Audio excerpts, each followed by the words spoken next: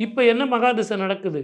அந்த கட்சிக்கு எப்படி இருக்கு? அதே மாதிரி தான் அண்ணா திராவிட முன்னேற்றக் கழகத்துக்கு எப்படி இருக்கு?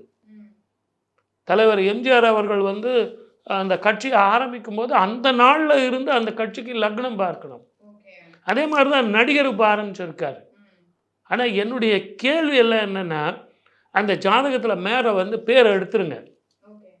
யார்கிட்ட வேணாலும் அத குடுங்க. இவருக்கு எப்படி இருக்கும்? இவர் கோலோச்சுவாரான்னு கேட்டீங்கன்னா, எல்லாருமே சரியான ப்ரிடிக்ஷன் குடுக்கறதுக்கு தவிப்பாங்க. இது விஜய் ஜாதகம், இது எடப்பாடியார் ஜாதகம், இது ஸ்டாலின் ஜாதகம், இது உதய் ஜாதகம்னு சொன்ன பிறகு தான், ஆமா சார், நல்லா இருக்கு சார். அவருடைய ஜாதகத்தில அவர் வந்துருவார் சார். இவரு கூட்டணி வந்துருவார் சார்.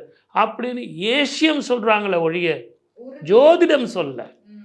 ஜோதிடம்ங்கிறது அந்த கட்சிக்கான மகா திசைகள் பார்க்கணும். யார் அரசவையில உட்காருவாங்கன்னு பார்க்கணும். நீங்களும் நானும் ஏசி ரூம்ல உட்காந்துக்கிட்டு, இந்த கட்சி வராது சார், அந்த கட்சி வந்துரும் சார் அப்படின்னா அது அவசரம்.